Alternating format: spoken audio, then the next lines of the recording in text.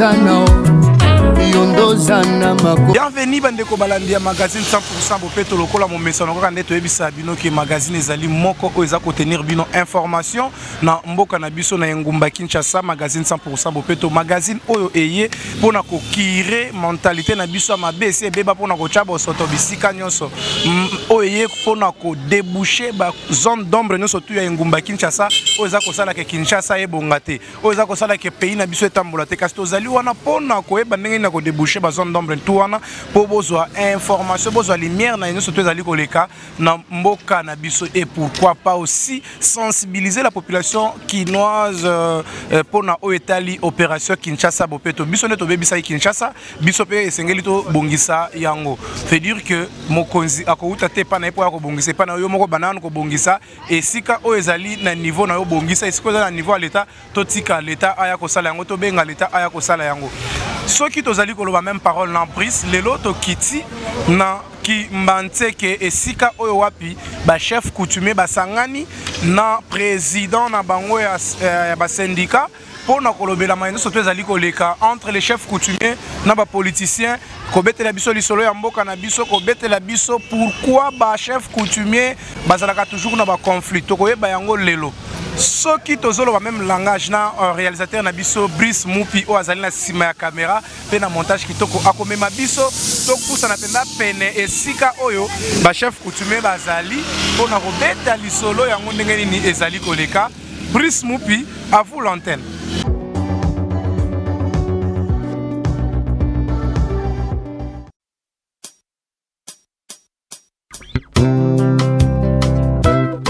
Satan attend le président Félix Tshisekedi, le train est en marche. Vital Kamerhe, des pacificateurs. Kin Bopeto, moto na moto abongisa esika na ye azali kofanda.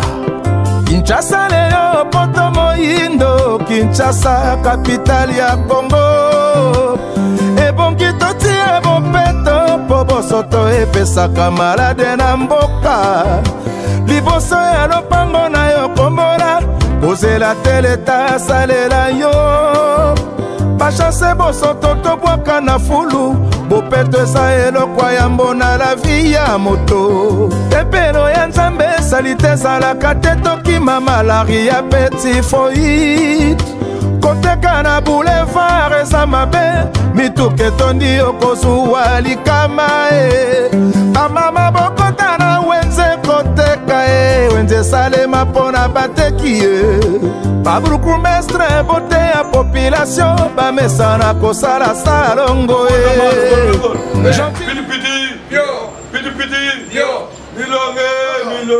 Milonga musila jamuta Milonga musila jamuta Milonga musila jamuta Milonga musila jamuta Milonga musila jamuta Milonga musila jamuta babruku mestre bote ya population bamesana kosala salongo Jean-Fini Mbakango bila beleli Kin Bopeto ebongi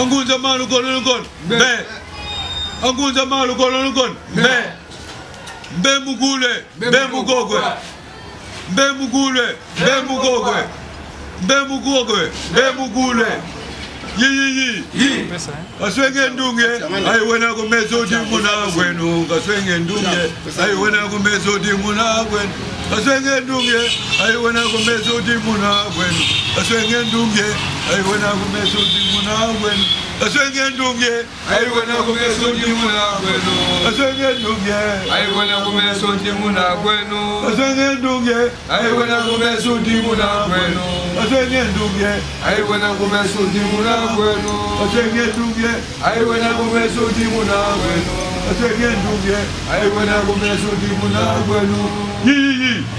Voilà, bienvenue encore une fois de plus dans l'émission Nabino Bozela qui mingi kaka ndenge tolaka ki bino ki toko yambela bino ba chef coutumier bazali vraiment ebelé bo comprendre et accueil ba bibiso na banzembo oya munoko mboka. Donc explication nango tokozo yango na moko na bango awa po bandeko nyonso bayoka ki kriwa na baeba cri yango elakisi bolandaka yango mwa mingi tango toyambaka ba chef de rue na hôtel de ville boyoka kanenge babetaka cri wana.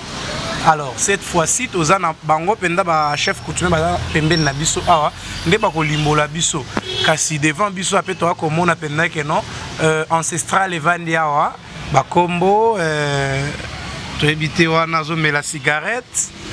Donc biloko eza mwa mingi awa tokoyeba tina na yango ezali nini ma tozali na oyo azali président ya ba syndicat, donc président syndical et ba chef coutumier azali pe chef coutumier tokolinga ye moko se présenter parce que biso to ko présenter yete na esika ye moko azawana mbote chef mbote papa journaliste bandeko bakolanda balingi koyeba yo malamu mingi po bayeba ndenge nini ya ko comprendre lisolo yango oyo to yito beta siko. OK, merci. Liboso na komi présenter kombo na ngai ezali chef Mupalanga Mbundi. Nazali chef de groupement Kikwiti Mbundi, secteur Imbongo, territoire ya Bulungu, province ya Kwilu. Pe nazali président ya Conseil national des droits coutumiers congolais. Oyo ezali moko association oyo ezali ko défendre ba intérêt ba chef coutumier na ba droit na bango. Oyo ezali ko faire comprendre ba chef coutumier rôle na bango na devoir na bango. Oyo ezali ko lutter contre la corruption. Boye songolo oyo kingandi oyo pakala non. Association na biso ezali pona ko réunir kutia unité paix Akatia Congo. Voilà moi moké objectif na biso yango wana. Ebelepe ezali mais mokende yango wana. Voilà, pour comprendre oye azali veut dire que tozali na mutu oye azali lokola numéro 1 ya ba chef coutumier na biso ya République démocratique du Congo. Voilà, sans plus tarder tokolinga toye banano moi lisolo mukie ba chef coutumier topé ba groupement ba uta wapi ni nango esala ke bokoma ekoma na ba chef coutumier ba chef de rue betela biso moi lisolo muke ya ba chef de groupement papa ba chef coutumier ozo kana ezali bokonzi oyo ezali ya bokoko oyo tobota makana na yango mindele baaki kokuta biso na yango tango kile salemi bato liboso basalaki ko nzambe asalaki pona ko kengele mabele ezali be biso ba chef coutumier o tozwaki bitena mabele pona to kengele en plus to bandi kobotama kobalana mabota epanzani mais na mabota ndenge epanzanaki ezalaki na mabota oyo ezaki ya bokonzi oyo babengi ba chef coutumier oyo topazalaki na mokili mobimba nde bato mususu bazoya kokuta biso baye kokuta yo oza deja na mo eteni na mabele baye bosangani bovandi opesi bango bisika bavandi bato ya liboso oyo baokipaka mabele oyo nzambe asalaki nde bango wana baki na pouvoir wana oyo ba chef oyo ba chef coutumier ona nazolo baka na moi likolo hein tokolingo kota pena na mozindo parce que toza na posa ya ko comprendre bandeko bazolanda baza na posa ya ko sosola donc bato oyo ba place kabino comme étant ba chef coutumier pour toyebi kezali likambo pe administration. Ok. Merci mingi na tina o tuneli likambo wana. Esengeli to lobelango vraiment ya solo lelo. Chef coutumier na bandaki bokonzi abiso to botamai nango. Ezali libokonzi oyo euti epami na libumu ya mama na yo tata na yo bakoko na yo basaki mafumu yo pe obimi ozali mfumu. Alors naki mfumu wana ezali misusu bazali partenariat misusu bazali matriaka hein bokonzi oyo ya partenariat c'est-à-dire tata azamo konzi azali chef coutumier bana na ye bandeko na ye bango pe bakozala ba mafumu. Donc ezalaka soki tata azwaki mwana koko na ye ti mokile kokende kokufa. Ok na bandeko ya papa. Alors lelo ni nesalaka que bakonzi ya politika bakoma ko nommer bino ba chef coutumier. Vraiment likambo wana esengeli to betela ngo c'était mokonzi ya politique yo ozali pona politique ezali lolenge moko na pouvoir coutumier te. Pouvoir coutumier ezali pouvoir oyo bokoko epesemeli. Olandi oyo biso ba chef coutumier nani toloba nini politicien bakomi kozwa biso ba chef coutumier bazokende kosangisa biso ba chef coutumier bake kosangisa biso ba chef coutumier biso ba chef coutumier eza lokola politicien. Exemple ba ministre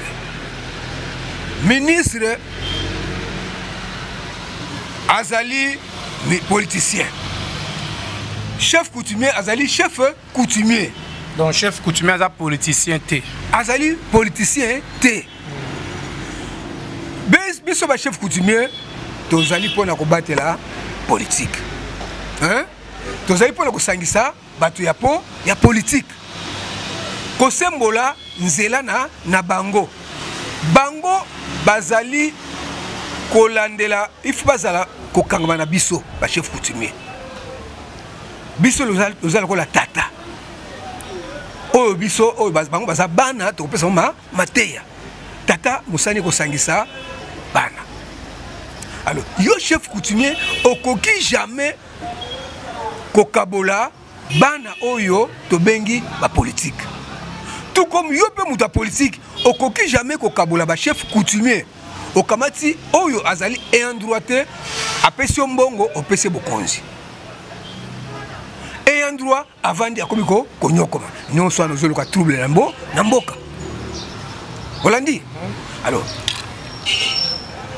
mboka moko te oyo ekoki ko se développer na culture ya mboka mosusu mondele tango ayaki na mboko ya biso Congo akutaki nani akutaki ja bato baza na mabele oyo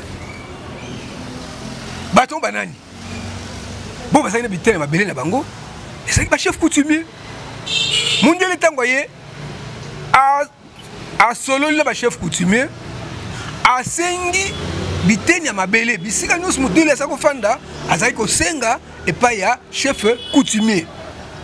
Olandi bako yoka na mondele bako sola mondele mon chef coutumier apesie esika mondele atongi asali makambo na ye abandi ko futa mo ba droit epai ba chef coutumier sali mondele azali pe na respect na biso à part o bayaki balobi non ki coutume azali bondoki bosa nini bobwaka babwaki. Mais misusu oyo ya politique oyo ya commerce bayaki kosangana na ba chef coutumier baza ko sola na ba chef coutumier. Mais o mususu bayaki na politique na bango mabe e komiono biloko ezali bondoki bobwaka babwaki kobwaka wana olibaka no bwaka ta batuma yango bango bazui batie na bamasuwa bakende ngo na bamboka na bango bakoko étudier yango kobongisa na ndenge na bango lelo ekoma bafungola kala bafungola ezalaka kala bakoko na sotango bazalaki banda ko ezalaki bafungola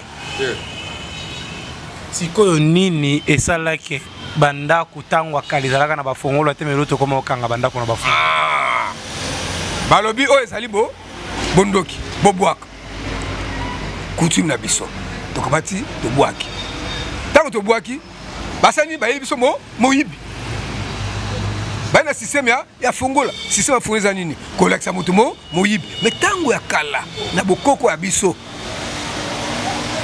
moto po ayiba azalaki kobanga po ayebi nga so neke koyiba kuna en tout cas bokoko ekolanda ngai olandi bokoko ekolanda ngai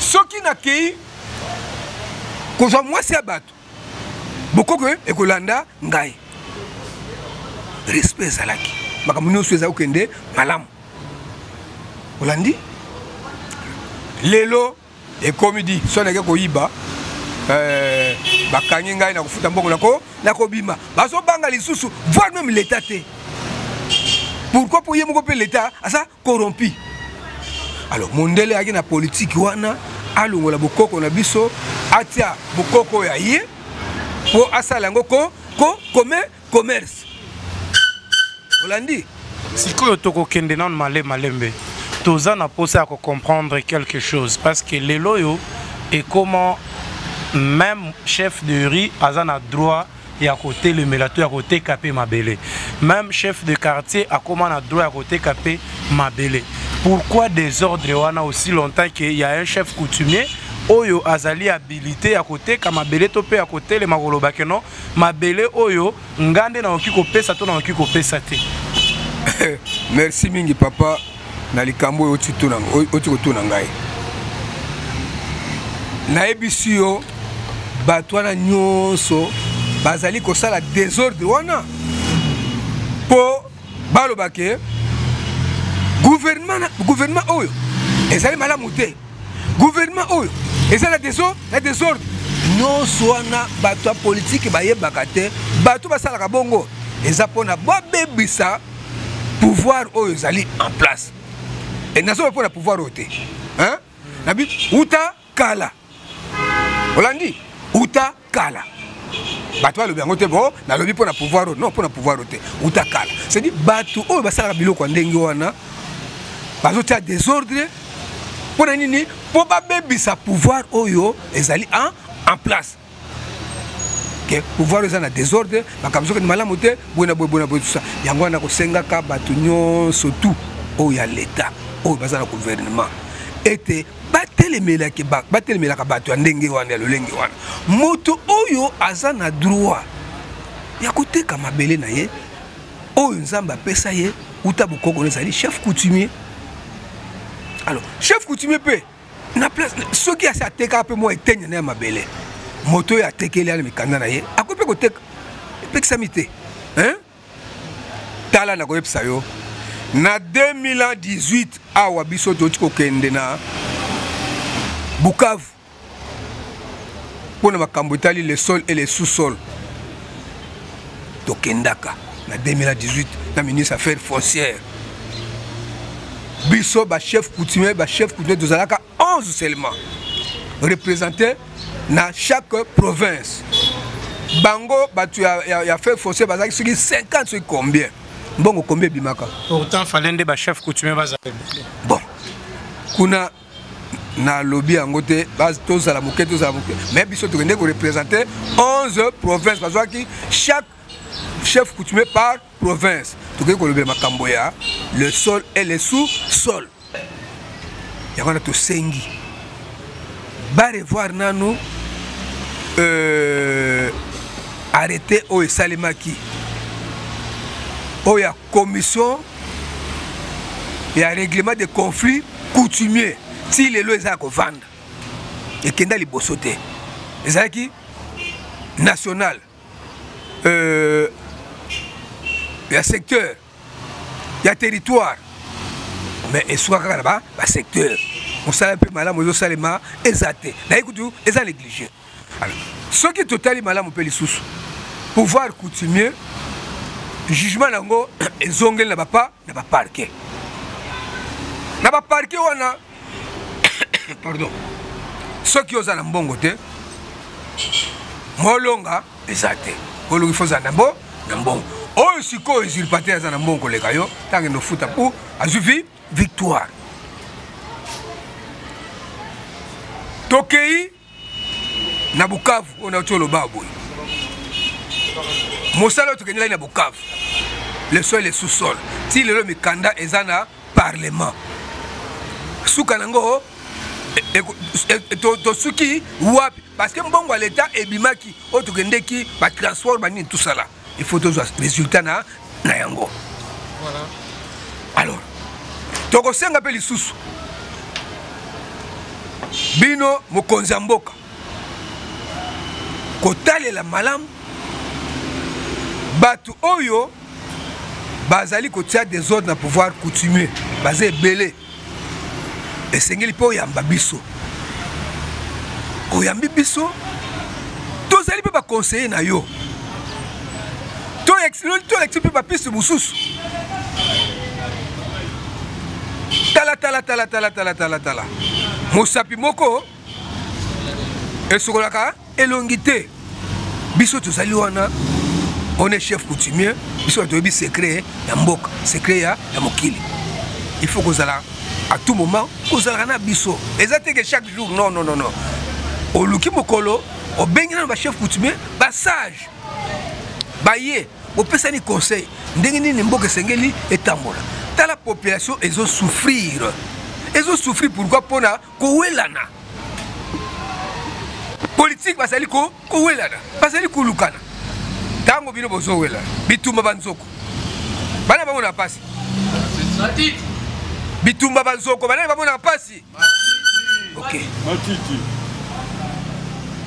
vraiment ndena sengi bo refaire pouvoir coutumier ukonza mboka oluka okutana biso ministre oya biso il y a intérieur vice-premier ministre intérieur il faut zapper toujours en contact na biso ceux qui toye ko sengo audience oyambaka biso poto pesa pe ba piste de solution to l'examen ndenge makambo ezokendele oya pouvoir coutumier ozali moto liboso ya pouvoir coutumier to l'action ndenge makambo ezokendele ekende malamu te pouvoir coutumier ezokende malamu te esi ebebi yango moni pe mboka mo ekende malamu ezate. Voilà. Merci beaucoup Tokobanda Awa, Totambusi micro pendant 1 minute. Message Nabino Bokyo lancé na bakonzi ezali nini?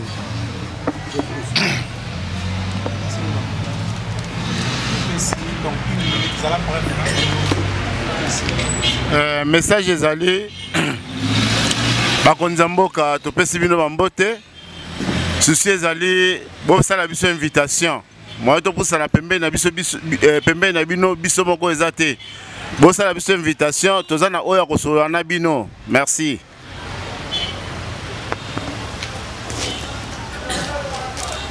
Ngai kombona ngai mama Mwadi Mukile secteur de Lubao territoire de Lubao province ya Lomami. Na likambo etali désordre na pouvoir coutumier ezali souci ya motu nyonso. Ngai pe nalingi na tuna éclaircissement muke na likambo oyo toyokaka ke il existe des groupements de fêtes et des groupements soki naturels. Un groupement de droit. Likambo wana pe ezali l'une des causes il y a des ordres. Ndenge toyebeli pouvoir coutumier. Un chef coutumier c'est quelqu'un qui est soumis à la loi. Et la loi coutumière est immuable. Ce qui est politicien, bandi ko kabola pouvoir coutumier ndenge pe passation de pouvoir ndenge salamaka c'est par lignée et le pouvoir est investi par des notables. Donc esengeli na bakonzi oyo bazokamba pouvoir coutumier musala na bango bakita sur terrain à la base au lieu ya ko résoudre ba conflit na ba bureau awa na Kinshasa la capitale. Le pouvoir coutumier ne se donne pas dans le bureau de l'État. Le pouvoir coutumier se donne à la base et pas ba détenteur ya pouvoir one. Donc contribution nangai pona kimia ekota na pouvoir coutumier esengeli ba oyo bazokamba ministère wana bakitaka na terrain basololaka à la base au lieu ya ko inverser pyramide. Le président lobi esengeli bakonzi oyo bazokamba pouvoir wana bazalaka en contact permanent na ba détenteur ya pouvoir coutumier comme leur technicien. Mapesi bino merci d'avance soki bokoyoka mbela na biso wana. Merci mingi kombo na ngai chef Mukanja Bita nazali na territoire ya Kenge. Na lingina lo banyozi tu président lo biango merci kona limola ngona munoko mboka oya biso. Po bango nyonzo pe balanda ka munoko mboka nyonso. Kima po di bwa tedi ko bafumu mboti bakulu. Bafumu betu hengi bafumu baba ba shakutwala betu kena mwifumu kyaki ke betu kya kutimiku. Bamsidi kazekula betu bafumu yendi politicien kena fumuku kimakine kina regret unieke ke kata vula badi songi sabubo vula tete vice ministre ui wetu kwa faire coutumier keti réunion di mos kibila ka fodi sala mwanedi adi kazake di yendi mwisebe tu chef coutumier toi sepili buma kere bokaka mukufi merci. Merci. Tomoni makambo ya minene tokoloba président lobi yango. Mais otozo sala po boye baketo zake belé. Tokoloba boye soki yo mwana mayele o papa boti. Mwana mayele. Oyo kokuta papa bazo swana na mama.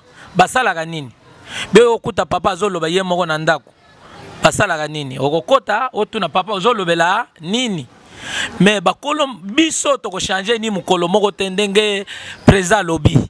Oyo ya makila oyo ba chef coutumier ya makila na okende ba ezalaka parti politique ya mutu te ke na kolongwa wana kende kuna soki obotama na famille tel okufa na famille tel ndenge balobi bakuta bango bakuta biso bakuta bakoko na biso pe tozali tokozala kaka il faut eloko wana bolongola ngo ba chef coutumier nde bakolo mabele ndenge na zabo na longo na kena kasai na kuti chef coutumier na lobi chef coutumier kingani bakopesa nganda kuna kolala ufele na ole ufele po beke mabele wana eza ya ngai bakoyamba ngai yepe mkola kokoyo koma na tour na ngai na koyamba ye eloko wana botika bino ba politicien okolongo no awa na parti ozali oke na parti wana bakoyamba ngai no kenda na famille moko te pona makaba chef coutumier ba yamba ngai yango chef alobe eloko wana ojumu wana yakuna soki mwana nani po azana bangombe de ngombe uboyo kotsa na famille ya batu okoti virus ndenge président lobi virus ekoti na famille ya batu bakobonga sute makambo za suma lamu pe te to lobi boye to sololaka na biso bakolo mabele po to koloba mingi te po soki to koloba mingi bakoloba bazo chrétien biso te to tsa bino na nzela to zala bomoko bino pe bosala msala biso to pesa bino lupemba oya mabele na biso to na makambo ya koloba mingi te comme mo président lobaki yango.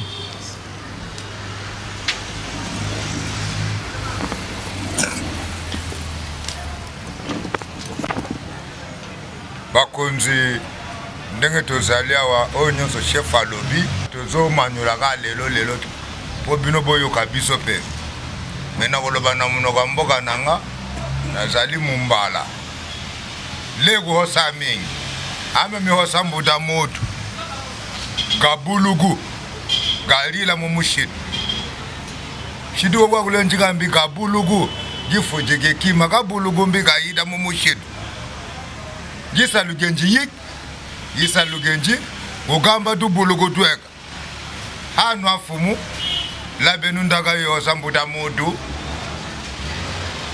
mususiri dona dodo agurpe mawa gokala ye président gokala ke membre ma président ministre e shigimbala gimbala go gikwit gedo bagwa goladu hadu mudu balila okakali mfunu mundaga yededu agaduli wimbu ukima mukubilaga nawa agrupe mawa alienge mbongo cha agrupe mawa o eshengi da mavumu adu do agulilengi mumushidu lodu badala claire adu le osa president wa okakali kiechi nono wambo jingi dulabe tukega dugi jishiri mfutu ayo wena mfunu yadu afedi gweta mwaveni nzoko araba shinwa madala nzuiko i president wededo ugifujiki kima giborgido bagwa golagido wena amano merci ambuda dededo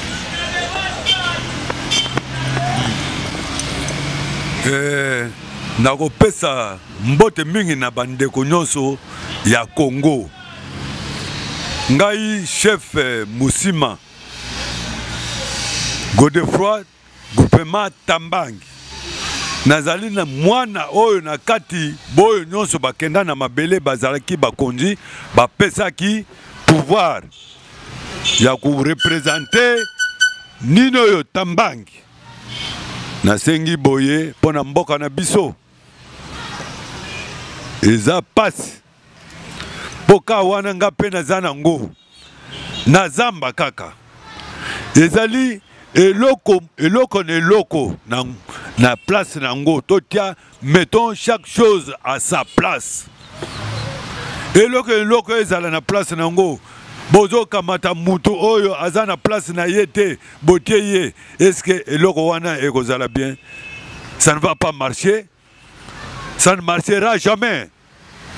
C'est-à-dire ba chef coutumier bazana kate kolela soki bazolela na kate Congo donc yango wana belelo to lobi boy na proverbe banjoko bazo bunda matiti ne lelaka e monaka pasi yango wana ba proverbe belé to lobi awa wa milonga musiko zambu milonga musiko milonga musiko zambu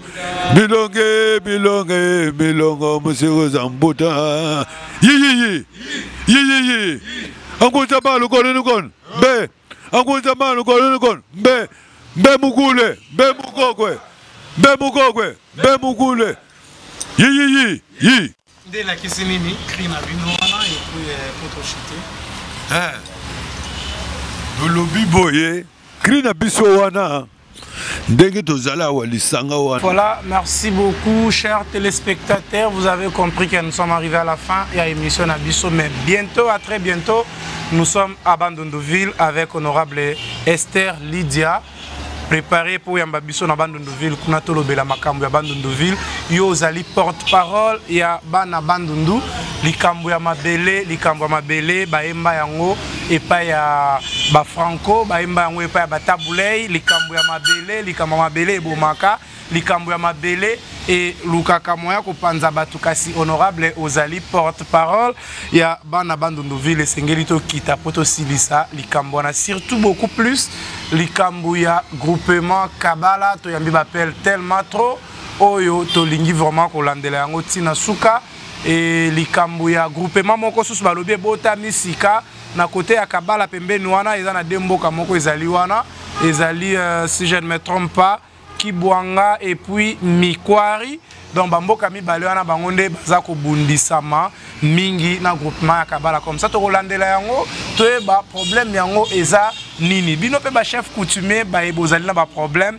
tozalaka toujours wana pona bino bo continuer ko benga bo continuer ko dénoncer o ezali ko sala ke bo sepela na yango te to ko kita to ko yepa ina bino to sala émission na bino numéro ezali kaka o eza affiché wana je crois bolobi adresse voilà bazwami na ba chef coutumier so bolingi ko zwa bango bazali na place a obunga te ba nyonso to bakenda ka aéroport ya Njili Premier arrêt sur outil aéroport Angile, entrée Mikondo, Bokotika Awana, la police ou les Bandelouana. En face, il y a Plaza Sun City, Bokomona Bango Bazawa, entrée en Zoko, Nare et Abachino, Bokozabango Mbimba. On a émis que Nassima Awa, même bino ba journaliste bo Lukabo Mona Bango. C'est facile, n'a pas bino adresse na Bango et appelez-nous à tout moment. On se retrouve prochainement. Merci à toi. Brice Moupi Oazaleki Nassima caméra et na montage Kitoko. Merci aussi à David Balingui, notre rédacteur en chef. Merci à toi Félix Abouaya. Merci à toi Emengolo, mon petit frère adoré.